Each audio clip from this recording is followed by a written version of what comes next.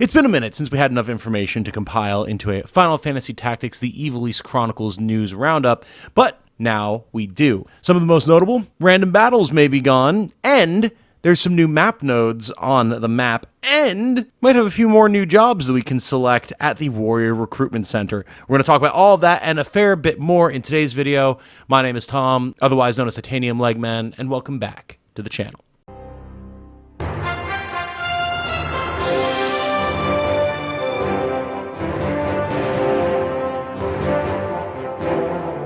Hello everyone, if you enjoy what I do, including my ongoing coverage of everything news related about Final Fantasy Tactics The Ivalice Chronicles leading up to its September 30th release, then a like on this video and a subscription to the channel would be very much appreciated. Thank you so much. So yes, there's a nice little bit of information to talk about today, as well as just some nice, interesting background about some of the development of some of the characters, as well as some newly shared high-quality concept art from Matsuno himself on Twitter, which is a fun little thing as well. We'll talk about that at the end. But for the big news, we have some information about how the map is going to function and quality of life features that have been made to it. And of course, you might be thinking to yourself, how many changes could a map get in a remaster of a 30-year-old game? Well, there's actually a fair bit. On top of what we learned previously about being able to just select a location from a menu and essentially have your characters instantly warp there to reduce travel time on the map, which can be quite annoying at times, we have now seen that there are actually new map nodes for certain fights during the story.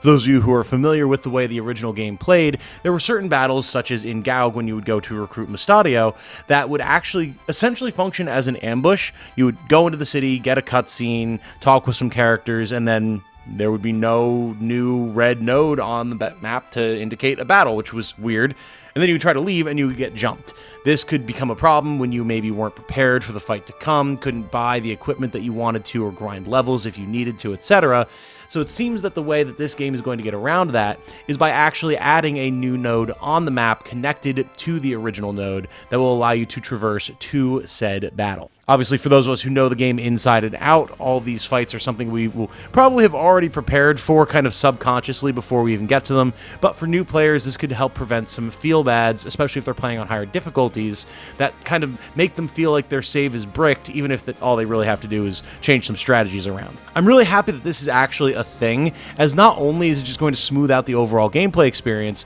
it shows that the rebuilt map is a lot more flexible than anything that they would have been able to use directly ported over from the original releases of the game. And if we put our spin foil hats on for a second, could also imply the addition of new map nodes for entirely new secret content that hasn't been dropped. Of course, that is just complete copium, but I think it would be a cool way to actually have the ability to add new things like that, such as, for example, however it is that they're going to be incorporating Cloud into the game earlier, as they have said that they're going to do. Whether that will be with new story battles or new encounters with Aerith or the like, I imagine that it could be done using these new map nodes. We've also heard, and note this is not one that I've been able to directly confirm for myself as it comes from Japanese screenshots, but supposedly as you're traversing the map, wherever you would have previously been able to find a potential random battle, such as like the Aragwe Woods, for example, you can now select look for battle or like a fight option essentially to grind or do just random battles wherever you would like. This is honestly really nice if it's the path that they're going, and I think it strikes a little bit of a better balance than Tactics Ogre Reborn did.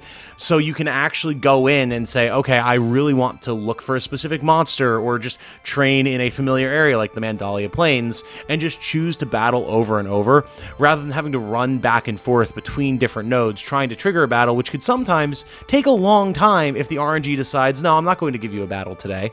On the flip side, it also explains why we're able to use the map features to just teleport to whatever node we've already unlocked, as, well, you would just be able to get around random battles like that, right? You can just choose to go and do a battle whenever and wherever you would like. This is also great just because, like, yeah, maybe sometimes you need to go to a castle town so you can buy some new swords and armor, and having to deal with the possibility of running into 3 random battles along the way, either going through all of those or quitting the game, reloading your save, and just trying to get there in a timely fashion could just be a massive time waster. So I think this is going to be a pretty good balance overall. I'm sure there's going to be people that are annoyed by the removal of random battles because it's just one of those classic features, but overall, I think it will make for a much smoother gameplay experience, which is definitely the goal nowadays. Speaking of map features, we do finally have a little bit more insight into some of the other facilities in towns, such as shops, the warrior recruitment center, and the tavern. We've seen bits and pieces of the shop before, and it seems like it's pretty much exactly as you would expect. You'll be able to go through, look at the gear that's available, use the fitting room to put stuff on characters to immediately buy it, all that fun stuff. I haven't seen anything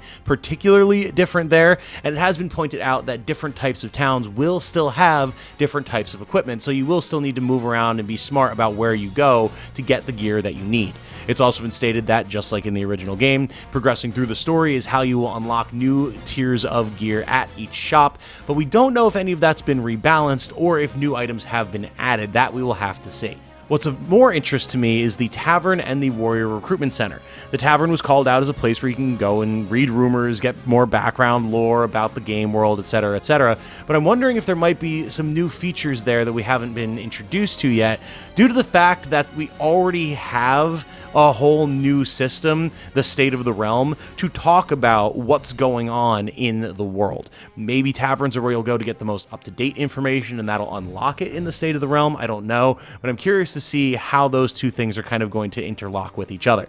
We've also gotten a little bit of information from director My Hero from a new, relatively light on information PlayStation Sony article, where he talks about the errands system, as it's actually one of the features that he was placed in charge of as a young newbie to the team way back in the day. He said that he kind of designed it in a rush because he wanted it to be a system that was a little bit more fleshed out than just the rumors that were already existent in the game, so designed it as a way for players to get a little bit of extra XP and JP and learn more about the world in the process by helping people out with odd jobs, which is exactly what you did. Now, though, it's being described as more of a small mini-game with an overhauled UI and more in-depth, revitalized locations and treasures. Now, this could just mean that, the still image art of various different weapons and treasure and locations that your characters would find on these missions have just been brought up to a modern standard.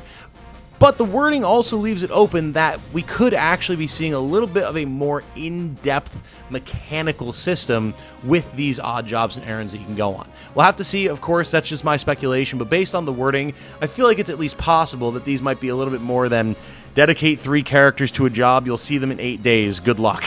Hopefully that's the case, because it always felt like it was a little bit of a missed opportunity to flesh those out more. Now, next up, and this is the big one, they've talked about the Warrior Recruitment Center a little bit, and for those of you who don't know, the Warrior Recruitment Center is a place that you would go to recruit new random squires to add to your team if you lost a character, or you just wanted to recruit someone for a specific role, or if you wanted to ditch all of the original recruits that you get at the beginning of the game and re-roll to try and get recruits with better stats to then build off of from there. This was really only a location that would commonly see use at the very beginning of the game, because the time it takes to develop a character in the overall campaign is so intensive that you really wouldn't want to bother recruiting a random level 1 to level 3 squire and building them all back up all over again. Now, though, it seems like that might be a little bit less of a case. We've gotten 2 screenshots of the recruitment center thus far. One shows a revitalized menu that has a whole cadre of different squires, male and female, that you can choose from to bring into your party, which is great because it'll actually show you a selection of different characters with different stats, so you can find what it is that you're looking for. It feels very much like recruiting characters in Tactics Ogre Reborn, which is nice. This way you're not just constantly re-rolling through, nope, I don't like that character, no, I don't like that character, no, I don't like that character, like you were forced to do before. Again, smooths out the process. However, there's another screenshot that was attached to the post discussing the recruitment center, and that's this one here, where we can clearly see a knight is being recruited. And that is different. It looks like we're actually potentially, maybe rarely, or maybe just increasing over the course of the story, who knows, going to be able to find more and more advanced jobs at potentially higher and higher levels to make it easier to replace fallen characters or expand your army. Given the fact that the roster size has been bumped all the way up to 50 from the original, 16, that was bumped to 24 in War of the Lions, it makes a lot of sense that they'll make it a little bit easier to find new different characters with their own already semi-built jobs to help fill that roster out. I love this. There's obviously no idea at the moment of like how you're going to unlock these new jobs in these warrior recruitment centers, if you're going to have to get the job unlocked first and then they'll start showing up, or if it's story locked or something, who knows. But I think this could be a really cool way to actually let you build your army up a bit more and use more of these characters, especially if it's also going to be easier to find battles and grind and all that good stuff. We've learned now as well that there is a stratagems for battle system in the game, presumably as part of the State of the Realm and the tutorial, which will actually give you some basic tips from the developers on strategy to help ease you into the game. Something that, while sort of present with Daravon's teachings in the tutorial in the original, was not very intuitive, especially with how butchered Daravon's words were in the original translation of FFT. So I imagine this is going to be a little bit of a more fleshed out system, maybe with some even, I don't know, like visual demonstrations, little in-game videos of things in action to give you a visual reference, which I think is going to be great for new players who don't want to immediately turn to people like myself on YouTube to get whatever information that they're able to glean from the type of stuff that we make. Being able to keep that in-game and focused for players who just want to get locked in is awesome and is a great design choice for helping new players get into what is potentially a very difficult game for them. Finally, as I mentioned at the top of the video, Mr. Matsuno has actually been going through and posting a lot of the original concept art for some of FFT's most famous characters with little bits of information about them that we've maybe seen from like original images that people have taken blurry pictures of and posted on the internet,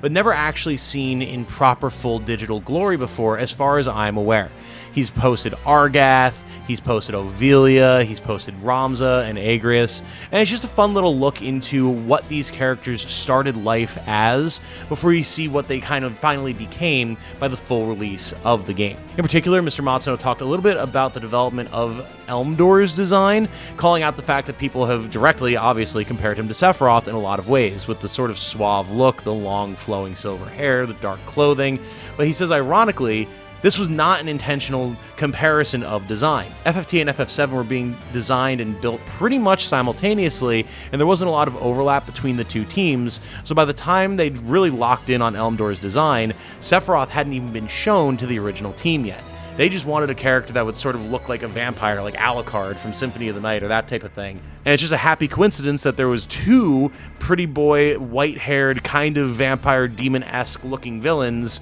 in two different Final Fantasy games that were being produced at the same time. It's really cool to get little tidbits of information like this about the development of the game, and really fun to see what these characters looked like before they came into their own right with the versions that we know now. And that, my friends, is all of the currently updated information that I've been able to find about Final Fantasy Tactics: The Ivalice Chronicles. If there's something that you have seen or heard that I have not mentioned in this video or previous videos, do please feel free to let me know in the comments here, or shoot me a DM on Discord if you would like, so that I can cover it in the next version of this video. We're coming up pretty quick on the release of FFT, The Ivalice Chronicles, barely over 2 months away at time of recording, and I can't wait to see what else we learn leading up to that release. For now, though, my name has been Tom, otherwise known as Titanium Legman. Thank you all so much for watching. I hope you all have a good night.